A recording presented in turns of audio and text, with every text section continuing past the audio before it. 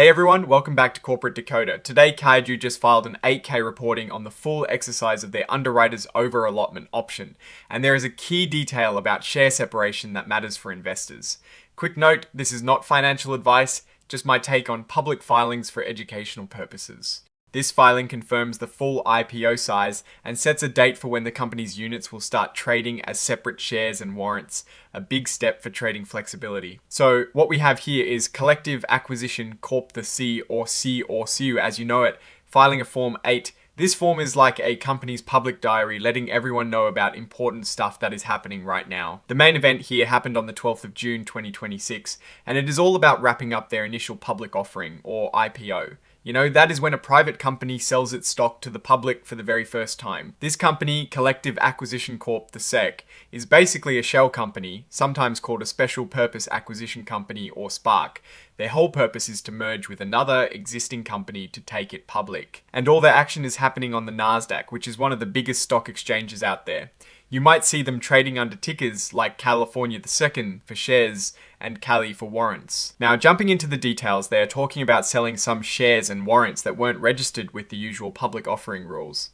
This is common for SPACs in private placements. This section, Other Events, is where the real juicy stuff is in this filing. It tells the complete story of their IPO and how it fully wrapped up. So back in May, they had their IPO and sold 22 million units. Each unit was like a bundle deal, containing one Class A ordinary share and half of a redeemable warrant. Think of a warrant as a ticket that gives you the right, but not the obligation to buy a share later at a set price. These shares are worth next to nothing on paper, just a tiny fraction of a cent, but the warrants gave people the chance to buy shares for $11.5 each. They sold these units for $10 a piece, bringing in a whopping $220 million. That is a lot of money to start with. Now, here is where the over-allotment option comes in. It is like a safety net for the underwriters, allowing them to buy up to an extra 3.3 million units if there is a lot of demand. This is exactly what happened. And guess what? On the 11th of June, the underwriters decided to exercise that option, and the deal closed on the 12th of June. This means they sold all of those extra units. So, they sold those extra 3.3 million units for another $33 million. Add that to the original amount, and the company's IPO, including this option exercise, actually raised a total of $253 million. That is impressive for an IPO. At the same time, they also sold more of those private placement warrants to their sponsor, raising another $330,000. This is common for SPAC sponsors who also get in on the deal. So in total, they've sold over 25 million units, raking in a huge $253 million from the IPO alone, and then another $5 million from these private warrant sales. This really shows the full scale of the offering and how much capital they've raised from investors. A huge chunk of this money, over $254 million, is sitting safely in a trust account. This money is for the public shareholders and is typically used for the company's eventual merger or acquisition. Efficiency Inc. is the trustee holding these funds. Now, this is the part that affects how you can actually trade the company's stock and warrants. Mark your calendars for the 22nd of June 2026.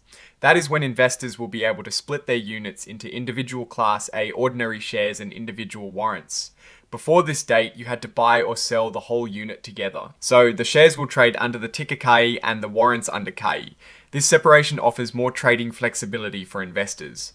If you want to invest just in the shares or just in the warrants, you'll soon be able to do that. And if you don't choose to separate them, the units will keep trading under the original C.A.I.I.U symbol. Finally, the filing lists the exhibits attached. These are usually important supporting documents for the information in the report. There is a pro forma balance sheet. This basically shows what the company's financial health looks like after all these IPO and private placement transactions have happened.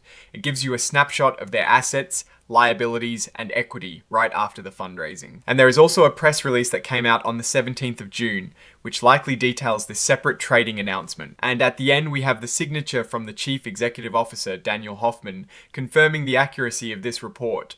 Looking at the bigger picture here, Collective Acquisition Corp, the SEC, and like many other SPACs, has successfully raised a significant amount of capital through its IPO and the subsequent exercise of the Underwriters over-allotment option. The key takeaway for investors is the upcoming ability to trade the company's Class A ordinary shares and warrants, separately starting the 22nd of June. This move increases liquidity and allows for more targeted investment strategies. The company has effectively completed its initial fundraising phase and is now poised to pursue its target business combination. The capital sitting in trust is the fuel for that next phase, so the market will be watching eagerly to see what company they eventually merge with.